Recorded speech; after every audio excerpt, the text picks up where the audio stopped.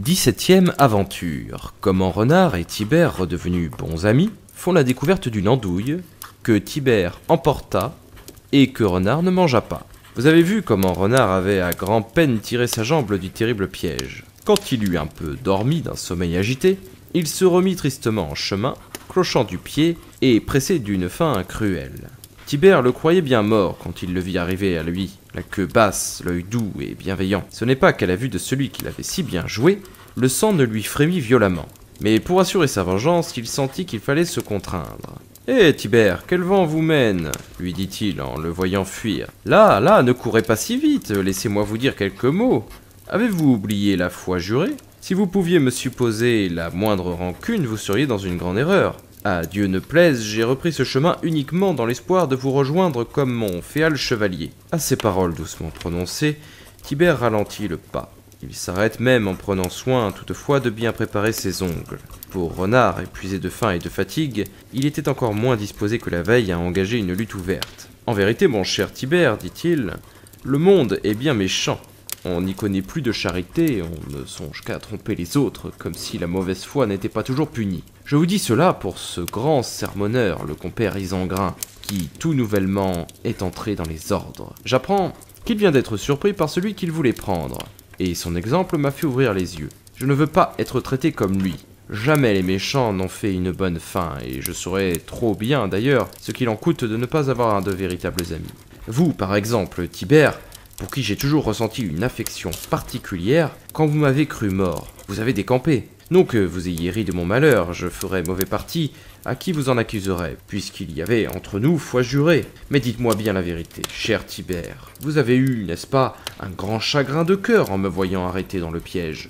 Quand les chiens s'attachaient à mes flancs, et que le vilain levait sur moi sa coignée, il croyait me tuer du coup, et du coup, il me délivra. Si bien que j'ai grâce à Dieu conservé ma peau. J'en ai vraiment de la joie, dit Tibère. J'en étais sûr. Bien que vous ayez peut-être un peu aidé à me pousser dans ce vilain piège, ce que je vous pardonne est de grand cœur. Seulement, je dis non pour vous en faire un reproche que vous auriez pu agir un peu plus charitablement. N'en parlons plus. Tibère, à ces douces paroles, répondait mollement, en protestant de ses bonnes intentions.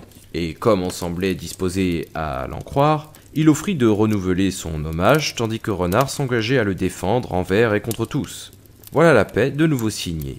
Paix que l'un et l'autre entendaient tenir comme à l'ordinaire. Ils suivaient sans trop discourir le sentier frayé, tourmenté d'une faim à peu près égale. Quand ils font rencontre d'une grande andouille abandonnée près du chemin, à l'entrée d'une terre labourée. Renard s'en saisit le premier. « J'y ai part !» crie Tibère aussitôt. « Assurément !» reprend Renard. « Si je vous en privais, que deviendrait la foi jurée ? Eh bien, partageons et mangeons. » « Non, doux ami. Le lieu n'est pas assez écarté. Nous y serions mal à l'aise. Il faut l'emporter ailleurs. J'y consens, puisque vous le voulez. » Renard prend l'andouille par le milieu de façon à laisser pendre les deux bouts. Tibère le suivait, inquiet de ce qu'il avait en pensée. Tenait lui-même la bienheureuse pièce, il serait plus assuré d'en avoir au moins sa part. « Mon Dieu, dit-il. Compin, comment tenez-vous donc cette andouille ?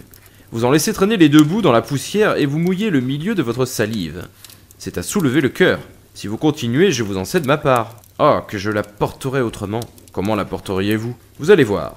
Aussi bien dois-je avoir tout le mal, puisque vous l'aviez vu le premier. » Renard, tout bien considéré, le laissa faire. Car, pensait-il, la charge l'embarrassera et j'aurai plus aisément raison de lui. Tibère prend l'andouille, serre un des bouts entre ses dents, la balance et la rejette sur son dos. « Voyez-vous, compin, dit-il, cela s'appelle porter une andouille. Elle ne prend pas de poussière et ma bouche ne touche que ce qu'on ne mange pas. Suivons le chemin, il conduit à la croix que nous apercevons là sur cette hauteur. Bon endroit pour y manger à l'aise. On voit de tous côtés, on n'y craint pas de surprise. » Renard n'était pas trop de cet avis, mais le chat, sans attendre de permission, courait à toutes jambes et c'était à Renard de le suivre. « Attendez-moi donc, compin. Mais vous, reprenait Tibère, hâtez le pas si vous voulez arriver à temps. » Quand il fut au haut du tertre, Tibère, qui dès sa première enfance avait appris l'art de monter et descendre, dresse les pieds et, grâce à ses ongles, grimpe aisément sur les bras de la croix. Il s'y arrête en ronronnant pendant que Renard arrive. « Hé, Tibère, comment l'entendez-vous ? » ?»« Comme il faut, compin. Montez, nous mangerons ensemble. »« Cela me serait difficile, c'est à vous de descendre. Vous savez à qui l'andouille appartient. C'est d'ailleurs un objet sanctifié qu'il faut partager avant de manger. Gardez-en la moitié et jetez-m'en l'autre. Ainsi notre association sera consacrée. Ah, renard, que dites-vous là? Êtes-vous ivre? Je ne le ferai pas pour 100 livres. Oui, l'andouille est un symbole de foi et c'est pour cela qu'on ne peut mieux la manger que sur croix ou dans l'église. On doit y mettre une grande révérence. Mais, dit Renard, il n'y a pas de place pour 2 sur votre croix. Vous le savez, chevalier déloyal. Vous m'avez engagé votre foi. Allez-vous déjà me fausser compagnie? Quand 2 amis sont ensemble, s'ils viennent à trouver fortune, ils sont tenus de partager. Faites donc là-haut le partage de l'andouille et jetez ma part. J'en prends le péché sur moi. En vérité, répond Tibère, vous êtes pire qu'un hérétique. Vous voulez que je jette ce qu'on doit tenir avec le plus grand respect. Il faudrait que le vin m'eût bien monté à la tête pour aller ainsi contre la foi. Car enfin, je le répète, c'est une andouille. Une chose qu'il faut garder entre les doigts. Écoutez-moi si vous m'en croyez. Pour cette fois, vous vous en passerez. Mais la première que nous trouverons, je vous le promets, elle sera vôtre. Au moins, Tibère laisse tomber quelques miettes de celle-ci. Non, vous êtes trop glouton. Et quoi, ne pouvez-vous pas attendre qu'il en arrive une autre? Meilleure peut-être? Il n'en dit pas davantage et se mit à manger l'andouille. À cette vue, le cœur de Renard se gonfle, ses yeux se mouillent. Je vois avec plaisir, dit Tibère, que vous pleurez vos anciens péchés. Dieu, témoin de votre repentir, vous en donnera le pardon. C'est trop fort, s'écria Renard en écumant de rage. Tu me le paieras cher, car il faudra bien que tu descendes, ne serait-ce que pour aller boire. Quant à cela, Renard, Dieu y a pourvu. Il a pratiqué dans la croix un trou où s'est conservée l'eau de la dernière pluie. Il y en a plus qu'il n'en faut pour apaiser ma soif. Il faudra pourtant que tu descendes. Ce ne sera pas aujourd'hui. Eh bien, ce sera dans un mois, dans un an. Vous resterez à m'attendre. Oui, fallut-il rester 7 ans. Vous en feriez serment? Oui, je jure de ne pas quitter cette croix avant que tu n'en descendes. Vous savez que c'est se damner que d'être parjure? Oh, je ne le serai pas. Et pour m'engager davantage, je le jure sur la croix. Vous m'affligez, Renard, car enfin vous êtes un jeune, et demeurer 7 ans ici sans rien trouver à mettre sous la dent, cela vous semblera bien cruel. Mais comme vous l'avez juré, tais-toi! Oh, je le veux bien, cela. Cela me permettra d'achever mon excellent repas. Seigneur Renard ne tint pas longtemps le serment qu'il avait prononcé. Un matin, qui avait flairé ses pistes, donna des voix, puis les brachets et les veneurs. Quel est ce bruit? dit-il avec émotion. Attendez, ne bougez surtout pas, dit Tibère. C'est une agréable mélodie, présage de l'arrivée d'une charmante société qui vient ici prendre ses ébats.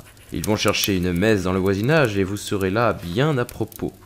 Car je crois me souvenir que vous avez été prêtre. Renard ne trouva pas sa présence aussi nécessaire dans l'assemblée. Il se leva et comme il gagnait le large, « Mon Dieu, lui dit Tibère, qu'allez-vous faire? Et votre serment, Renard? L'avez-vous oublié ?» Renard ne l'écoutait plus. Il était loin quand les chiens arrivèrent. Cependant, tout en courant de son mieux, il maugréait le perfide Tibère et se promettait de le poursuivre jusqu'à la mort.